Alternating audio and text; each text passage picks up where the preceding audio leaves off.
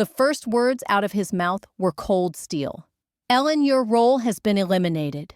Effective immediately. No lead-up, no warning, just corporate execution delivered with surgical precision. 17 years, all gone in a single sentence." The HR conference room in downtown Seattle buzzed under 2 white fluorescent lights. Outside the glass wall, curious stares cut through like camera flashes. My name is Ellen D. Renner. I'm 59. For nearly 2 decades, I was the one who made Wallace Bray's logistics flow. I spearheaded the Marsden acquisition, held together $2 billion supply chains during a leadership overhaul. If this company had arteries, I was the blood moving through them. 17 years of missed Thanksgivings, late flights, and solving crises no one else could. Across from me sat Jared Halston, new VP of Operations. Maybe 33. Nice tie, smug tone. He called it restructuring. Said my position was redundant. And then he smiled. "Someone with your experience will land on her feet," he added. The words didn't sting, they scorched. I caught glimpses of people watching through the glass. Some turned away, others whispered. I didn't blink, didn't flinch, but my heart, it pounded with the white-hot ache of betrayal. 17 years. This was my send-off. No celebration, no gratitude, just a cardboard box. When I stepped into the hallway, the whispers followed. The box in my hands felt heavier than it should have. I held my head high, but inside I was splintering. My phone buzzed. An email. Subject: year-end bonus processing. The irony slapped me. Today was the day that bonus was supposed to drop. My daughter's tuition depended on it. Instead, I walked away, empty-handed. A lifetime of loyalty erased in 10 minutes flat. I didn't cry. Not yet, because humiliation doesn't always shout. Sometimes it simmers, right before it burns the whole place down. The skyline of Seattle blurred past my windshield as I drove in silence. The hum of my aging SUV barely covered the storm tightening in my chest. My hands clamped the steering wheel so hard my knuckles burned. But I couldn't let go. Not after 17 years had just been wiped out like a file dragged to the recycle bin. I had poured everything into Wallace Bray.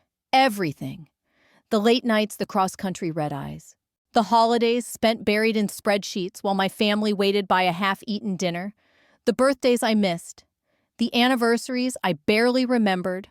All for what? So that Jared Halston, a 30-something VP with perfect hair and zero depth, could deliver a 10-minute execution like it was part of his morning cardio. That smug tone calling my exit, a cost-saving adjustment, still echoed in my ears. The same man who probably never stayed past 5:15. Now suddenly deciding what my decades were worth. My throat burned as memories slammed into each other, calls from hotel lobbies at midnight, deals negotiated through exhaustion contingency plans that kept this company from falling apart when others panicked. I wasn't just a number on payroll. I was the blueprint beneath their entire infrastructure. Today wasn't supposed to look like this. It was bonus day. The number I had etched in my head wasn't greed, it was necessity. It meant paying off the final bit of my mortgage. It meant securing my daughter's first semester at Oregon State without loan applications and sleepless nights. But instead, I was driving home with a cardboard box in the back seat and humiliation sitting next to me, smug and silent. Bitterness rose like ink through water, staining everything: the awards, the empty speeches about company family, the plaques collecting dust in my garage. Family doesn't blindside you the week before Christmas. Family doesn't steal your future under a fluorescent light and call it business. My phone buzzed on the console. Hope sparked for a second, but it wasn't a call. It was a text from the CEO. "Thank you for your service. We'll always value your contributions." I laughed, sharp, hollow. A sharp, hollow laugh escaped me before I could stop at a broken sound that startled even me in the silence of the car. Value my contributions. They just priced 17 years of my life at zero. The taste in my mouth turned to ash and iron. But beneath the bitterness, one truth seared itself into place. They hadn't just taken my job. They'd taken my trust, and that was something they'd never get back. The elevator at Wallace Bray dinged open with a metallic sigh, spilling me into the familiar hum of the 22nd floor. The noise hadn't changed keyboards, clacking phones ringing the soft undercurrent of conversations laced with pretense. I walked slowly. Each click of my heels echoed louder than it should have. The cardboard box in my arms felt like an accusation. Everyone was watching. I didn't need to look to know it. Conversation slowed, then stopped. Eyes flickered toward me and just as quickly looked away. People love a performance as long as they're not in it. 17 years, and this was my final scene. No standing ovation, just whispers threaded through recirculated air. I kept my expression flat, the same face I wore through legal battles, overnight turnarounds, and hostile mergers. Inside, though, it was a storm. Shame, rage, but I wouldn't let them see it. At my desk, I moved methodically framed photos of Sophie, my daughter packed gently. Her smile now a gut-punch reminder of tuition bills I might not cover. A white mug that read, W&B Family. Since 2006 joined the pile. How fitting. My phone buzzed. A text. Jared's bragging you never saw it coming. It was from Claire, one of the few I still trusted. My chest tightened, but I didn't respond. I tucked the phone into my purse, locking the emotion down. From across the floor, laughter rang out brittle and sharp. I turned slightly, adjusting the box, and saw him, Jared, arms crossed in his office, smirking through the glass. She thought she was untouchable, he said, loud enough for everyone to hear. Guess again. The word sliced deeper than the dismissal itself. Untouchable. I'd built this place brick by brick, fueled by sleepless nights and eyes raw from too many red lines. If anyone should have been fireproof, it was me. Jared Halston. He wasn't untouchable, just insulated. Shielded by politics, not performance. Someone near the printer offered a half-hearted murmur. Sorry to hear, Ellen. I nodded politely, offering the expected smile. Because that's what people want, right? A graceful exit. A tidy ending, no sharp edges, no scenes. Once the last item was in the box, an old badge, a dried flower from Sophie tucked inside a notebook, I adjusted my blazer, smoothed my hair, and turned. My heels struck the tile like drum beats. Every step was deliberate. And behind me, the whispers stirred like smoke. I didn't look back. I wouldn't give them that. The humiliation smoldered beneath my calm, hot as coal under ash. But as the elevator door slid shut, sealing me off from the 22nd floor for the last time, a thought cut through the noise. This isn't the end. It's the opening move. And if you're ready to follow what comes next, how I turn this quiet victory into something even bigger, go ahead and subscribe. I promise this story isn't over. Not by a long shot. The parking garage was nearly empty, sunlight washing through the slats like pale watercolor, doing little to thaw the Seattle cold. I sat in my car, motionless. The box rested on the seat behind me like a quiet accusation. My hands gripped the wheel knuckles pale, then my phone buzzed against the console. Unknown number. I stared, waited.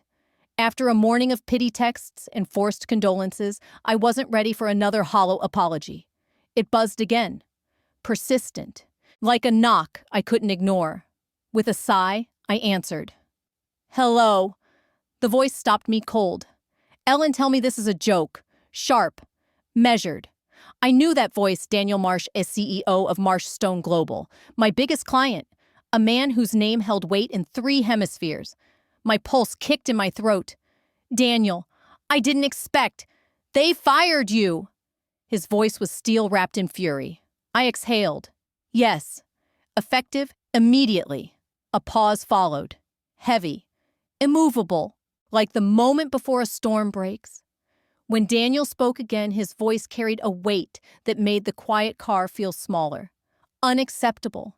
The word hung in the air like a verdict. After everything you've done for them, after 17 years, the anger in his tone cracked something open inside me, something jagged, Alive. Because until now, I'd only felt humiliation and grief.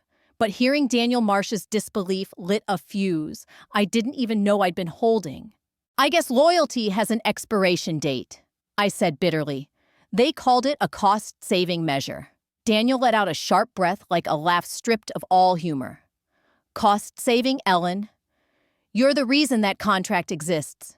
We don't work with Wallace and Bray. We work with you. The words landed like thunder. I sat up straighter. My pulse climbed steady and hot in my throat. A curiosity stirred, cut with something sharper. What are you saying? I asked quietly. He didn't miss a beat. I'm saying this deal doesn't move an inch without you. I'm saying they just made the biggest mistake of their entire fiscal year. Before I could reply, my phone buzzed again. A stream of missed calls from Wallace and Bray. Too late. Because in that moment, I saw it clearly, what they never did. The power they thought they had, it was borrowed. It was never theirs to begin with. The silence between Daniel and me thickened. Then came his voice again, calm but edged like steel. Ellen, he said, listen to me carefully. We don't work with Wallace and Bray. We work with you. I froze. His words echoed in the stillness. For a second, I questioned whether I'd misheard. Then came something I hadn't felt since sunrise. Hope. Small. Shaky. But real. I appreciate that, Daniel, I murmured. But that's not how the contract works. My laugh came out brittle. They own the deal, not me. Not for long, he snapped. You are the deal. Every benchmark. Every clause. We trusted you because you delivered. If you're out, so are we. His certainty clashed with the chaos still ricocheting inside my head. Less than an hour ago, Jared Halston had carved me out of my life's work like I was a line item on a spreadsheet. Now, the most powerful client Wallace and Bray had ever landed was saying the exact opposite. I don't even know what you're asking, I whispered. I'm not asking, Daniel said. I'm offering. Those two words rearranged something inside me. Like bricks shifting after a silent collapse.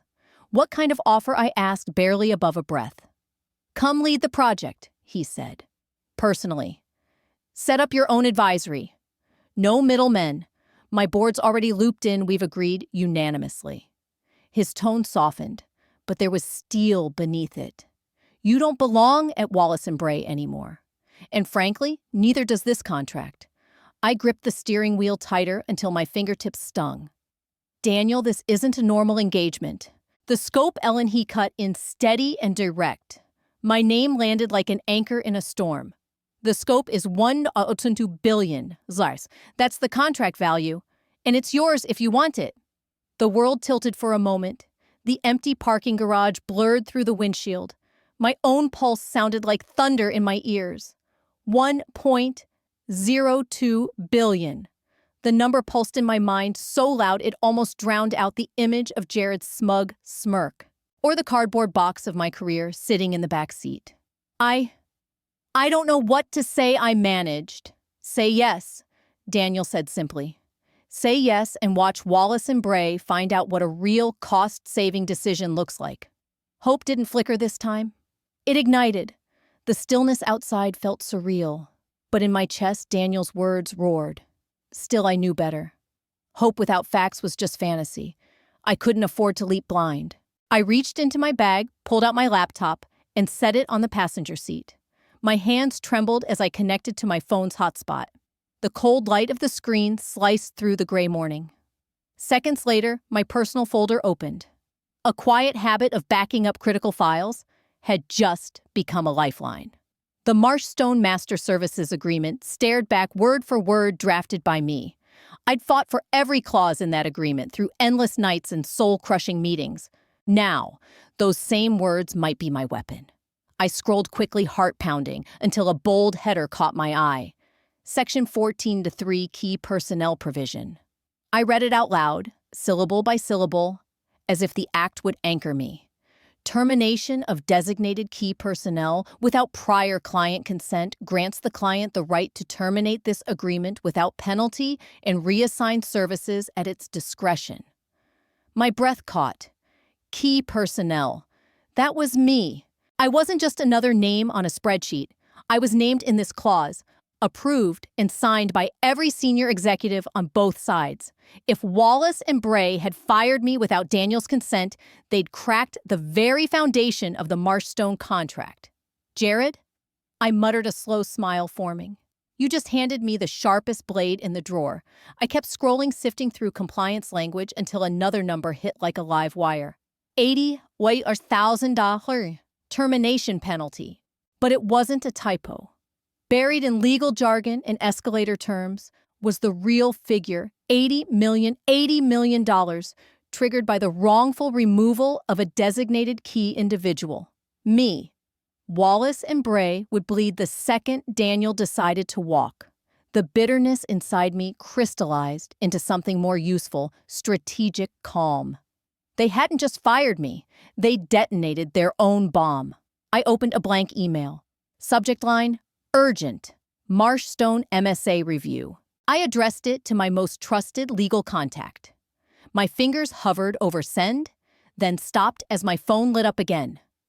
4 missed calls. Wallace and Bray, HQ.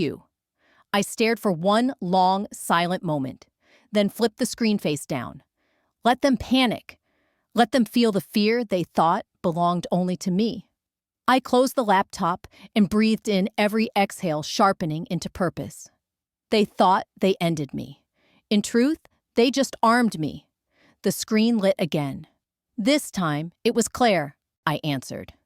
They've called an emergency meeting, she said quickly.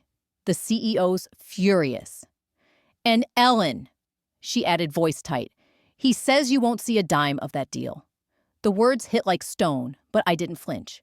For a moment, doubt flickered. Could they stop this? Find some loophole before I moved? Claire's voice came through again, taut with urgency. They've pulled in every lawyer they have, trying to block Marshstone from walking. She hesitated. Jared's bragging again. Of course he was. Thanks for the heads up, I said calmly, even as my pulse pounded in my ears. When the call ended, silence returned, but it wasn't the same. It hummed now, charged like the air before lightning. I opened my laptop again, fingers flying across the keys. I pulled up the same contract I'd reviewed 1,000 times. Section 14.3. There it was, bold, unshakable. I whispered the words like a prayer made of steel.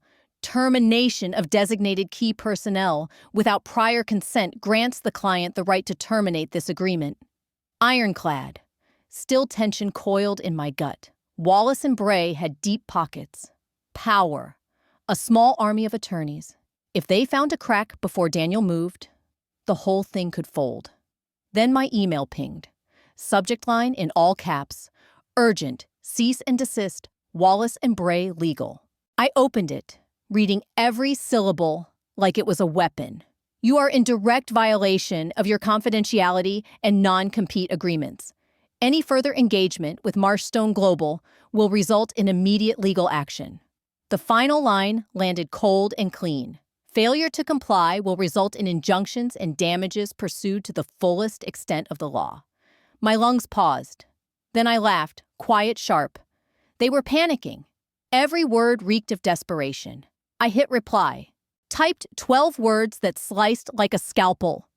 Please refer to Section 14.3 of the Master Services Agreement. Then a final courtesy. All actions taken are within contractual rights. Regards. ER send. The whoosh of the email cut through the quiet like a gunshot.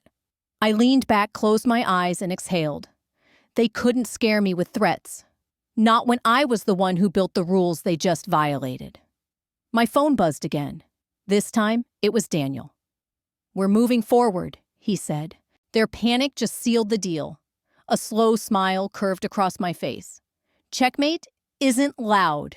It was quiet. Daniel's voice still echoed in my mind as I set my phone on the kitchen counter. We're moving forward. Their panic just sealed this deal. He hadn't raised his voice. He didn't need to. That sentence would echo through boardrooms louder than any shout ever could. I poured a glass of water. My hands were steady now. The earlier tremble gone, this wasn't adrenaline or rage. It was something deeper, colder. A quiet satisfaction that settled into my bones, like heat returning after frost. This wasn't about revenge. It was about balance. The scales had finally tilted. I opened my financial news app, refreshing the feed. No headlines yet, but I knew they were coming. Inside Wallace and Bray's downtown headquarters, the storm had already arrived. In the 18th floor executive boardroom, the tension was suffocating. On the screen at the far end, one email glared in bold black font. Subject: Notice of Termination. From Marshstone Global. Message effective immediately. Contract terminated under Section 14.3. Key personnel provision. The silence snapped. How the hell did this happen? CEO Richard Vance slammed his fist onto the polished boardroom table, making every coffee cup tremble. $1.02 billion. Gone overnight. And no one had seen it coming. Every eye shifted toward Jared Halston. His skin looked drained under the harsh fluorescent light. The smugness he wore yesterday had vanished. We assumed she didn't have leverage, he stammered. It was supposed to be routine. Routine? Richard's voice boomed, reverberating against the glass walls. You told me this was airtight, that she'd walk away quietly. Instead, they were staring down a PR nightmare and a canyon-sized crater in revenue. The CFO leaned forward, face pale. Richard, it's not just the contract, he said grimly. We triggered the penalty clause. He slid a document across the table. One figure circled in red ink. $80 million. For a moment, no one spoke. Even Richard couldn't find the words. Then came the explosion. 80 million. Do you have any idea what this does to our credit line? To investor confidence? Richard Vance's voice was a roar trapped behind panic. As if on cue, a junior analyst burst into the boardroom breathless. Sir, it's on the wire. Everyone turned. Financial outlets just confirmed it. Marshstone has officially severed ties with Wallace and Bray. Richard's face turned the color of bleached paper. Damage control. Now? It's too late? The analyst replied softly, holding up a tablet. Red figures bled across the screen. Wallace and Bray stock down 18% in the first hour. Phones rang like alarms in a burning building. Investors, banks, journalists, everyone smelling blood. Jared Halston slumped in his chair. His hands trembled, his voice barely audible. She was never supposed to matter this much. Richard turned on him. Congratulations, Jared. You didn't just fire her, you gutted this company. Miles away, I scrolled through the same headline now, flashing across every financial platform. Marshstone walks from billion-dollar agreement. Wallace and Bray faces collapse. My reflection stared back at me from the dark glass of my phone, steady, unshaken. They wanted cost savings. Now they were hemorrhaging capital faster than they could calculate. I set the phone down, poured a fresh cup of coffee, took a long, slow sip, and let the chaos roar from a safe distance. Checkmate doesn't shout, it whispers, while the empire burns, and Wallace and Bray. They were already ash in the making. The first sound I heard that morning wasn't my alarm. It was the soft buzz of notifications stacking on my phone like falling dominoes. Sunlight streamed through the blinds as I reached for it, blinking past the screen's glow. News alerts, mentions, LinkedIn tags. I scrolled slowly, unhurried, savoring the stillness before a storm I would never have to stand in again. And then I saw it bold headline, center screen Wallace and Bray loses 1B client in wake of HR shakeup. The subhead stung with irony. Sources cite abrupt termination of senior executive L&D Renner as catalyst for chaos. I read it twice, not in disbelief, but with the strange cold satisfaction blooming in my chest. The same company that marketed itself as the gold standard of operational stability now stood naked under the spotlight of its own arrogance. Reporters quoted unnamed insiders describing the executive meltdown. Words like reckless, gross miscalculation and catastrophic misstep lit up the page like fire alarms. One line stood out: stock remains volatile as investors demand immediate leadership accountability. I set my phone down, reached for my coffee, took a slow sip. No adrenaline, no rush, just quiet calm. 17 years of building their success in silence. And now, finally, my silence was louder than every excuse they'd ever printed. Across town, Wallace and Bray was unraveling. Jared Halston stood rigid at the end of the boardroom table. The confidence he wore like cologne days ago had evaporated into ash. CEO Richard Vance paced like a caged animal, voice a knife's edge. "You said she'd go quietly. Pray." He slammed his fist on the table. Coffee cups jumped. So did everyone else. Jared swallowed hard. No one could have predicted. No one. Richard snapped, cutting him off. "You didn't just lose a key employee. You detonated this company's future." The CFO slid a report across the table. A figure in red ink screamed back, $80 million penalty. A gasp cracked the silence. "That's before the loss in revenue," the CFO added. Grim. Flat. Then came the final blow. A junior analyst burst into the room. "Sir, it's everywhere. Major outlets picked up the story. And the stock?" He held up a tablet. "Down 18% in 1 hour. Phones erupted. Voices sharpened. Investors swarmed." Richard's knuckles turned white around his phone. Jared's head sank. The humiliation complete. By noon, security walked him out, cardboard box in hand. Past whispering employees. Past the same glass wall where he once smirked at my exit. Poetic symmetry. Back in my apartment, my phone buzzed. A message from Claire. "Jared's gone. Escorted out. You did it." Poetic justice. I smiled faintly, but didn't reply. Some victories don't need applause. Another notification lit up my screen. An email. Subject line trembling with desperation. "Ellen, please read." I opened it slowly. "Ellen, I take full responsibility for what happened. Wallace and Bray needs you back. Name your terms. Anything. Anything." I stared at the words for a long moment, then closed the email without responding. The corner of my mouth lifted slightly as I whispered into the silence. "You already had everything, and you threw it away." My phone buzzed again, a soft reminder. Calendar notification, call with Marshstone team. 10:00 a.m. finalizing a new beginning. A bigger game. While Wallace and Bray begged for oxygen, I was laying bricks for something better. An empire built on everything they never saw coming. And the headlines, they were just getting started. The city shimmered beneath a cloudless winter sky as I stepped into Marshstone Global's headquarters. Sunlight poured through walls of glass, flooding the lobby's marble floors in a soft, golden glow. Everything about this place radiated purpose, the precise opposite of the fluorescent cage I had walked out of days ago, cardboard box in hand. 17 years spent building someone else's legacy. Now this. A boardroom filled with quiet power, and all of it waiting for me. Daniel Marsh rose as I entered. His smile was calm, measured, tempered by something deeper. Around the table, attorneys and executives stood, not out of formality, but as if acknowledging a shift in gravity. My heels echoed across the polished floor, each step erasing the sting of that HR office forever. At the center of the table, the contract lay open.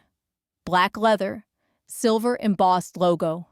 My eyes landed on the title, Lead Strategic Advisor. Ellen D. Renner. I paused. Let the weight of it sink in. Not revenge, not redemption. Something bigger. Freedom. With teeth. Daniel slid the pen toward me. "We've been waiting for this day," he said. "So have I replied. Then signed my name into history. The sound of my signature, soft, deliberate, echoed louder than every hollow promise Wallace and Bray ever fed me. Applause stirred around the table, but I barely registered it. My focus tunneled inward, locked on one unshakable truth. I wasn't walking back to anything. I was walking forward to everything. My phone buzzed against the glass table. Then again, and again, a steady pulse, like a heartbeat coming alive. I glanced at the screen. A flood of subject lines from companies I once dreamed of impressing: strategic partnership invitation, advisory board consideration, executive retainer opportunity. I locked the screen with a flick of my thumb. Let them wait. For years, I fought for a seat at their tables. Now I build the tables and decide who gets in. Daniel approached as the final handshake faded. He leaned in, his voice low and grounded. "You didn't just win, Ellen," he said, his smile touched with something deeper. "You set the standard." I met his gaze. Let the weight of his words settle around me like armor I'd earned. My voice came calm, clear. "Then let's raise it." I walked toward the panoramic window. The city sprawled beneath me like a blueprint waiting to be redrawn. The boardroom's applause faded into silence, replaced by the quiet thrum of something bigger. For the first time in 17 years, the future wasn't something I served. It was something I owned. If you've made it this far, thank you for walking with me through this storm. I didn't share this for applause. I shared it because someone out there needs to hear that being discarded doesn't define your worth. So if my story reminded you of a time you were overlooked, underestimated, or pushed aside, tell me. Share your moment in the comments. I want to hear from you. Because silence only serves the ones who benefit from us staying quiet. And I'm done being quiet. Support isn't always about grand gestures. Sometimes it's a single word. So if you believe I made the right choice, say it below. Let your voice be the echo mine didn't have for 17 years. And if you're still in your own battle, hold the line. Your value isn't determined by titles or office politics. It's built in your consistency, your integrity, your fire. Don't let anyone make you believe you're replaceable just because they don't understand your worth. You have the right to rise, to rebuild, to own your story. Just like I did. I'll be reading every comment. Let's remind each other what quiet strength really looks like.